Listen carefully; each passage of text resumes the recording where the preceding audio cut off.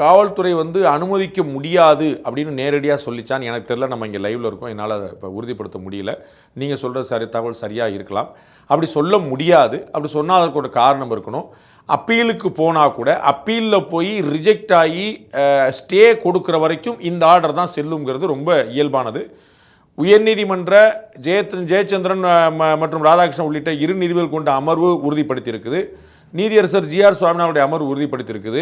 உயர்நீதிமன்ற உத்தரவை நாடு முழுக்க எப்படி அமல்படுத்த வேண்டும் அப்படிங்கிறதுக்கான உச்சநீதிமன்றம் உள்ளிட்ட பல தீர்ப்புகளை மேற்கோள் காட்டியிருக்கிறாங்க.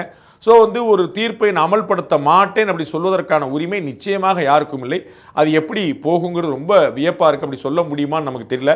அதோட ரொம்ப முக்கியமாக இந்த இடத்துல நம்ம பதிவு பண்ண வேண்டிய விருப்பம் ஒரு விஷயம் என்ன அப்படின்னா, மக்களுக்கு கொண்டு போய் சேர்க்கிறதுக்கு நீதியரசர் ஜி.ஆர். சுவாமிநாதன் அவர்கள் உள்நோக்கத்தோடு செயல்பட்டார் அப்படின்னு சில விமர்சனங்களை வச்சாங்க.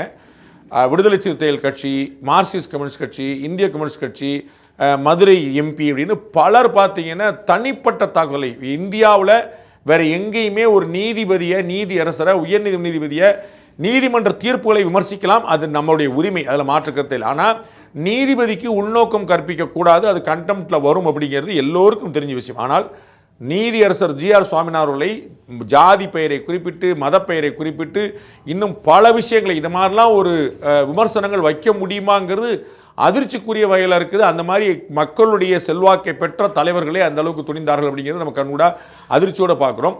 ஜி.ஆர். சுவாமிநாதன் அவர்கள் பற்றி குறிப்பிட்டது செல்லுமா சரியா தப்பா அப்படிங்கிறத இரு நீதிபதிகள் கொண்ட அமர்வு ரொம்ப அற்புதமாக ஒரு பல விஷயங்களை சொல்லியிருக்குது. 23 பக்க தீர்ப்புகளை இன்று மதியம் இரு நீதிபதிகள் கொண்ட அமர்வு சொல்லிச்சு. அதில் சில முக்கியமான பாயிண்ட்களை நான் சொல்ல விரும்புகிறேன்.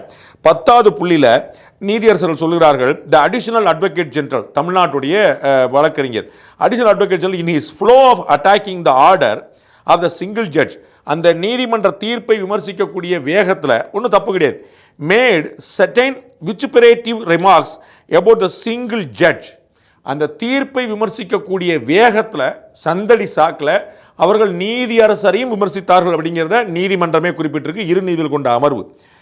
About the judge, but we condone his utterances such remarks. Since the additional advocate general immediately after we pointed out about his remarks on the judge withdrew the same. நாம அதை அடையாளப்படுத்தி, பாஸ் நீங்கள் இந்த மாதிரிலாம் விமர்சனங்களை வைக்கிறீங்க, சரியில்லைன்னு சொல்லி தனிப்பட்ட முறையில் தாக்கல் நடத்துறீங்கன்னு சொன்ன பிறகு அவர்கள் அந்த அடிஷனல் அட்வொகேட் ஜெனரல் தன்னுடைய கருத்தை திரும்ப பெற்றார் அப்படிங்கிறத நீதிபதி குறிப்பிட்டிருக்கிறாங்க.